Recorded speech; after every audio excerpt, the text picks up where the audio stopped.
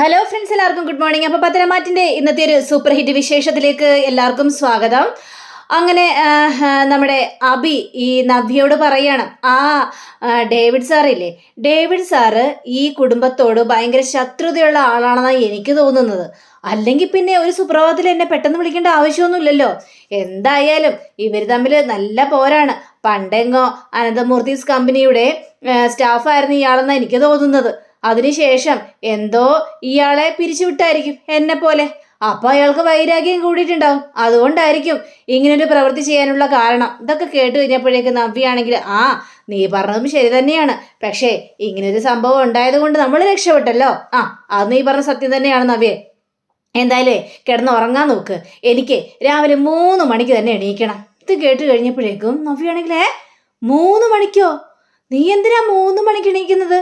ഇതേട്ടാ അഭിയാണെങ്കിൽ അല്ല, അത് പിന്നെ അത് വേറൊന്നും കൊണ്ടല്ല. എനിക്ക് നമസ്കാരം ചെയ്യണം, പിന്നെ കുറേ മെഡിറ്റേഷനൊക്കെ ചെയ്യാനുണ്ട്. നമസ്കാരം നീ എന്തിനാ അതൊക്കെ ചെയ്യാനായിട്ട് പോകുന്നത് എന്നൊക്കെ ചോദിച്ചു കഴിഞ്ഞപ്പോഴേക്കും അത് വേറൊന്നും കൊണ്ടല്ല, കുടുംബത്തിൽ ഓരോ കാര്യങ്ങളൊക്കെ നടക്കുകയാണല്ലോ, അതിനുള്ള ഒരു പരിഹാരങ്ങളായിട്ട്. കുടുംബത്തിൽ എന്ത് കാര്യം നടന്നാലും നീ എന്തിനാടാ പരിഹാരം ചെയ്യാനായിട്ടൊക്കെ പോകുന്നത്? അയ്യോ, അത് ഇവർക്ക് വേണ്ടിയല്ല, നമുക്ക് നല്ലത് വരണേന്നും പറഞ്ഞ് പ്രാർത്ഥിക്കാനാണ് ഞാൻ നിൽക്കുന്നത്. അതുകൊണ്ട് ആ ഒരു പ്രവൃത്തി ചെയ്തേ മതിയാവുള്ളൂ എന്നിങ്ങനെ പറയാം.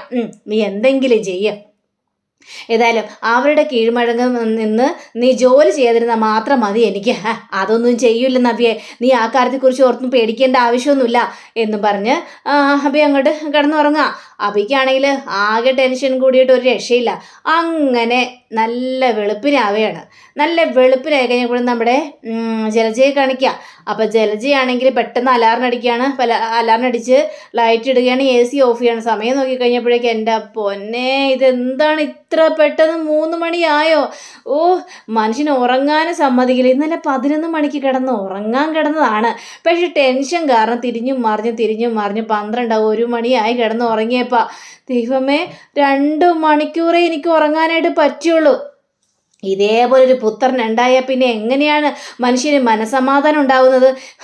ഇങ്ങനെയൊക്കെയല്ലേ എന്നൊക്കെ വിചാരിച്ച് ജലജ അവിടെ നിന്ന് എണീറ്റ് നേരെ ഹാളിൻ്റെ അങ്ങോട്ട് ചെല്ലുകയാണ്. അയ്യോ, ഈ പുത്രൻ എണീറ്റില്ലേ? ഇവരിത് എവിടെ പോയി? ഇനി അവനെ ഞാൻ വിളിച്ചുണർത്തണോ? എന്നെ ഇങ്ങനൊരു കഷ്ടത്തിലാക്കിയിട്ട് അവൻ സുഖമായിട്ട് ഉറങ്ങുമായിരിക്കും. ഉറങ്ങിയിട്ടുണ്ടെങ്കിലേ അവന് പണി നന്നായിട്ട് കിട്ടും എന്നിങ്ങനെ പറയാം.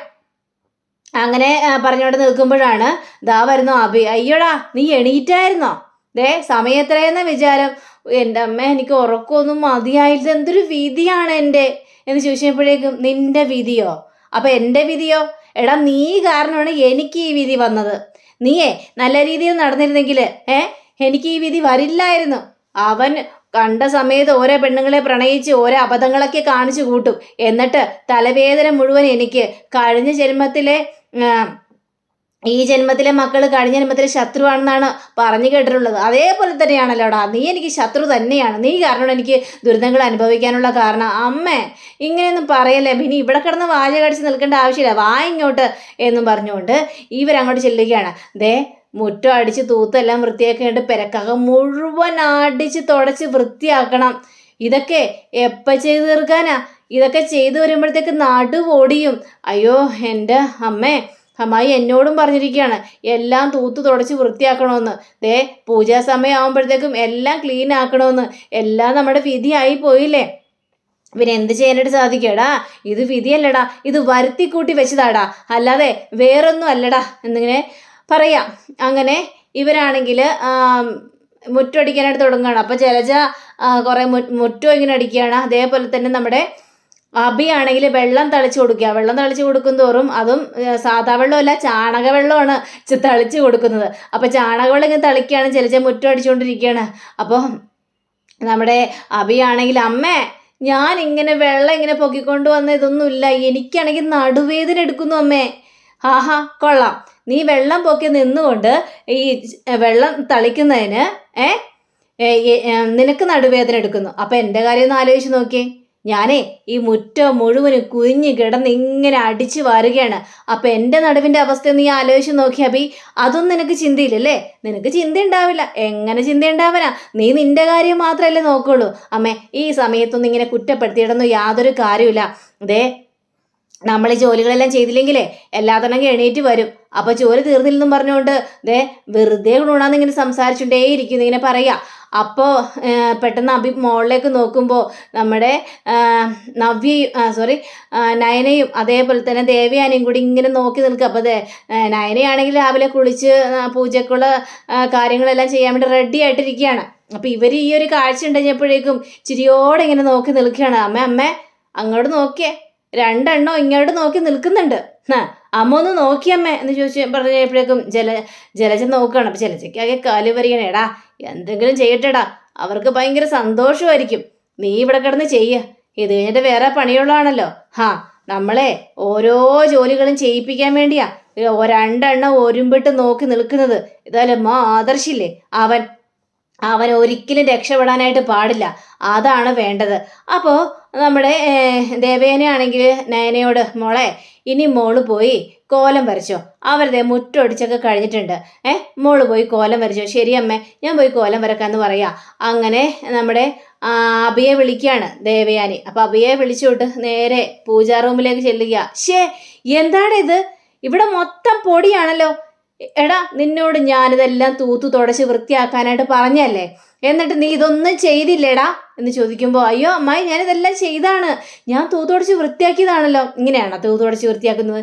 ഇവിടെ മുഴുവനും പൊടിയാണ്. ഇതേ നല്ലോണം തിളങ്ങണം, ഈ റൂമൊക്കെ വിളക്കെല്ലാം അടിപൊളിയായിട്ട് തിളങ്ങണം. നിനക്കെന്താ പറഞ്ഞാൽ മനസ്സിലാവില്ലേ? നീ ഇത് ചെയ്യുന്നോ അല്ലെങ്കിൽ ഞാൻ സത്യങ്ങളെല്ലാം വെളിപ്പെടുത്തണം? എൻ്റെ പൊന്നമ്മായി സത്യങ്ങളൊന്നും വെളിപ്പെടുത്തണ്ട, ഞാനിത് മുഴുവനും ചെയ്തോളാം. സത്യങ്ങളെല്ലാം വെളിപ്പെടുത്താതിരിക്കാൻ വേണ്ടിയല്ല ഞാൻ ഇങ്ങനെയെല്ലാം ചെയ്യുന്നത്. അതുകൊണ്ട് നീ ചെയ്യ, ഇവിടുത്തെ ഓരോ ജോലികളും നീ ചെയ്യേണ്ടി വരും മോനെ. നീയും നിന്റെ അമ്മയും കൂടി ഈ കുടുംബത്തിലെ സകലമാന ജോലികളും ചെയ്യണം, അല്ലെങ്കിൽ ഞാൻ വെറുതെ വിടാൻ ഉദ്ദേശിച്ചിട്ടില്ല. അത്രയ്ക്കും കാര്യങ്ങളാണല്ലോ നീ ചെയ്തിരിക്കുക. അമ്മായി ഞാൻ ഇവിടുത്തെ ജോലികൾ മുഴുവൻ ഇങ്ങനെ ചെയ്തുകൊണ്ടിരിക്കുമ്പോൾ നവ്യ വരുമ്പോൾ ഞാൻ അവളോട് എന്താ പറയേണ്ടത്? ഓരോ ചോദ്യങ്ങളും ചോദിച്ചുകൊണ്ട് അവൾ എൻ്റെ മുന്നിൽ വന്നുകൊണ്ട് ഇങ്ങനെ ഇരിക്കും. അവള് വരുമ്പോഴേ നിനക്ക് നല്ല മറുപടി പറയാൻ അറിയാലോ. അല്ല നീ ഈ നാക്കുകൊണ്ടല്ലേ കുറേ പെണ്ണുങ്ങളെല്ലാം വളച്ച് നിന്റെ പരിധിക്കാക്കിയത്? ആ പാവം അനഘയെ പോലും നിന്റെ പഞ്ചാര വാക്കുകൊണ്ടല്ലേ അവളും നിന്റെ വലയിൽ വീണത്? അതേപോലെ തന്നെ നിന്റെ ഭാര്യ ഓരോ കാര്യങ്ങളും ചോദിച്ചുകൊണ്ട് വരുമ്പോൾ നീ അതിനനുസരിച്ച് മറുപടി പറഞ്ഞാൽ മതി അഭി. നിനക്ക് അത് നല്ല കഴിവാണ്. ശരി അമ്മായി, എങ്കിലേ പറഞ്ഞ ജോലി കറക്റ്റായിട്ട് ചെയ്യാനായിട്ട് നോക്ക്, എന്നിട്ട് മതി ബാക്കി കാര്യങ്ങളെല്ലാം. അങ്ങനെയും പറഞ്ഞുകൊണ്ട് ദേവയാനി അങ്ങോട്ട് പോകുമ്പോൾ ഒരു വിളക്കെടുത്തിട്ട്, ഈ തള്ള ഞാനുണ്ടല്ലോ എന്നും പറഞ്ഞുകൊണ്ട് അപ്പം ഇങ്ങനെ എറിയാനായിട്ട് ഇങ്ങനെ ഒരുങ്ങണോ? ഇതിനൊക്കെ എന്താ ചെയ്യേണ്ടത്? മനുഷ്യൻ്റെ ഗതികേടായി പോയല്ലോ, അല്ലെങ്കിലുണ്ടല്ലോ ഞാൻ ഇവരെ ശരിയാക്കിയാനായിരുന്നു എന്നിങ്ങനെ സംസാരിക്കുകയാണ്. അപ്പോൾ എന്ത് ചെയ്യാനായിട്ട് അങ്ങനെ അവിടെ എല്ലാം തൂത്ത് വൃത്തിയാക്കുകയാണ് അഭി. അതേപോലെ തന്നെ ജലജയാണെങ്കിൽ ഇങ്ങനെ ജോലി ചെയ്തുകൊണ്ടിരിക്കുക. അപ്പോൾ അഭി ചെന്നിട്ട്, അമ്മേ ഇതെന്താ അമ്മ ഇത്, ഈ ജോലിന്ന് ഇപ്പം തീരൂലേ? എനിക്കാണെങ്കിൽ നിനക്ക് ഭ്രാന്ത് പിടിക്കുന്നുണ്ട് കേട്ടോ. എടാ അതിനേക്കാൾ അപ്പുറമാണ് ഞാൻ. നിന്നെപ്പോലൊരു മുടിയനായ പുത്രൻ എനിക്ക് ഉണ്ടായി പോയല്ലോടാ. എടാ എങ്ങനെ ജീവിച്ചതാണ് ഞാനിവിടെ. അപ്പം ഞാനും അമ്മേ, എടാ നീ എന്നെ കൊണ്ടൊന്നും പറയിപ്പിക്കണ്ട. എടാ നീ ജനിച്ചപ്പം മുതൽ എനിക്ക് കഷ്ടകാലമാണല്ലോടാ. ഓരോ പ്രവൃത്തി ജനിച്ച് വളർന്നു കഴിഞ്ഞപ്പോഴേക്കും പിന്നെ എനിക്ക് നിവൃത്തിയില്ലാതെ ആയിപ്പോയി. ഇവിടുത്തെ ജോലികൾ മുഴുവൻ ഇപ്പം നീ കാരണമാണ് ഞാൻ അനുഭവിക്കേണ്ടി വന്നത്. അതമ്മേ സത്യം പറയാതിരിക്കാൻ വേണ്ടിയാണല്ലോ, നമ്മളിതൊന്നും ചെയ്തില്ലെങ്കിൽ സത്യം പറയടാ. അതെ, അതുകൊണ്ട് മാത്രമാണ് ഞാനിത് ചെയ്യുന്നത്. അല്ലായിരുന്നെങ്കിലുണ്ടല്ലോ ഈ ജലജയുടെ സ്വഭാവം ശരിക്കും അവർ കണ്ടാനായിരുന്നു. എല്ലാം ക്ഷമിച്ചും സഹിച്ചും ഞാൻ നിൽക്കുകയാണ് ഇവിടെ എന്നൊക്കെ ജലജ പറയാ. അങ്ങനെ നമ്മുടെ ദേവയാനി വരികയാണ്. അപ്പോൾ ദേവയാനി വന്നിട്ട്, അല്ല രണ്ടുപേരും എന്താ ഇവിടെ നോക്കൂതിയെ പോലെ ഇങ്ങനെ നോക്കി നിൽക്കുന്നത്? ഇവിടെ ജോലിയുണ്ട്, അതുകൊണ്ട് പോയി ജോലി ചെയ്യാൻ നോക്ക്. ജലജേ നീ പോയി പെട്ടെന്ന് കുളിച്ചിട്ട് വന്നേ, എന്നിട്ടേ പൂജാ റൂമെല്ലാം ക്ലീൻ ആക്കാനുണ്ട്. പൂവുകളെല്ലാം നിരത്തണം, ദേവന്മാർക്ക് പൂമാലിടണം. എൻ്റെ ഏട്ടത്തി ഇതെല്ലാം ചെറിയ ചെറിയ ജോലികളല്ലേ, അത് ഏട്ടത്തിക്ക് ചെയ്താൽ പോരെ?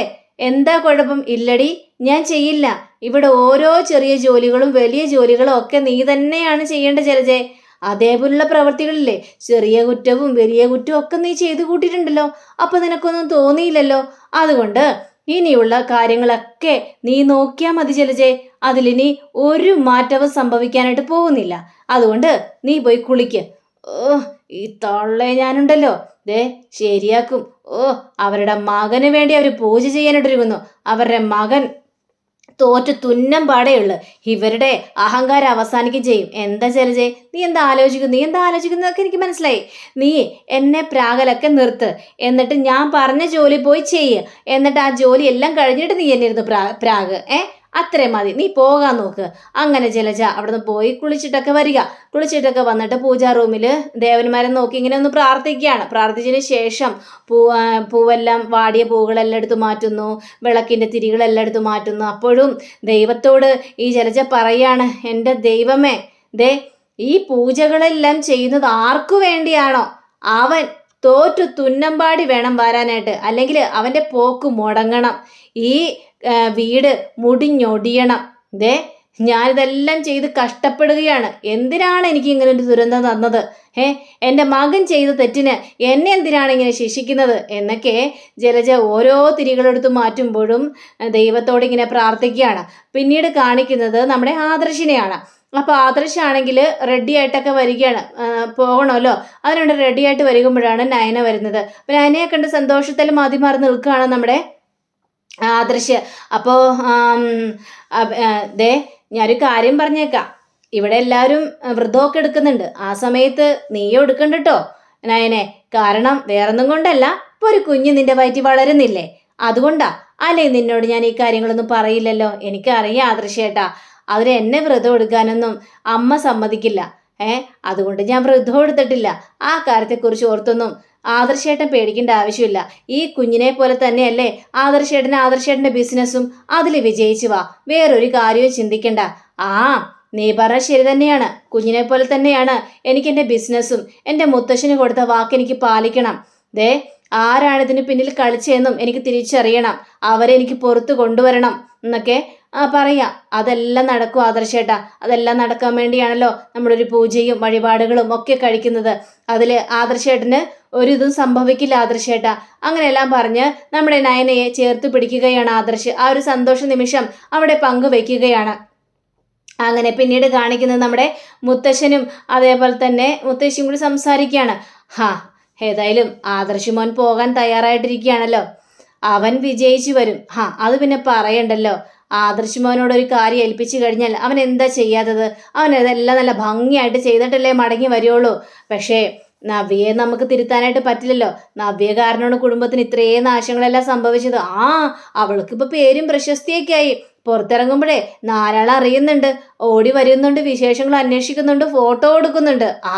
അതൊക്കെ മതിയല്ലോ അവൾക്ക് സന്തോഷിക്കാനും സമാധാനിക്കാൻ വേണ്ടി. കുടുംബത്തോട് കൂറില്ലാത്ത പെണ്ണുങ്ങളൊക്കെ ഇങ്ങനെയൊക്കെ ചെയ്യുള്ളൂ. അപ്പം നമ്മുടെ മുത്തശ്ശിയാണെങ്കിൽ ഇതൊക്കെ കാണുമ്പോഴേ എനിക്ക് അവളോട് സത്യം പറഞ്ഞാലോ എന്ന് എനിക്ക് തോന്നുന്നു. വേണ്ട, സത്യമൊന്നും പറയണ്ട. ഇതിന് പിന്നിൽ കളിച്ചാന്ന് ആരാണെന്ന് നമുക്ക് കണ്ടെത്തിയാൽ മതിയല്ലോ. അത് കണ്ടെത്തുക തന്നെ ചെയ്യും. അപ്പോഴേക്കും നവ്യ സത്യങ്ങളെല്ലാം അറിയണമെങ്കിൽ അറിയട്ടെ. അപ്പോൾ അവൾക്ക് ബോധ്യമാവും നമ്മൾ ചെയ്ത് തെറ്റല്ല എന്ന്. അല്ലാതെ നമ്മളായിട്ട് അവളോട് സത്യങ്ങളൊന്നും തുറന്നു പറയണ്ട എന്നിങ്ങനെ മുത്തശ്ശൻ പറയുക. മുത്തശ്ശനാണെങ്കിൽ ആകെ ടെൻഷൻ അടിച്ച് വല്ലാത്തൊരവസ്ഥയിൽ നിൽക്കുകയാണ്.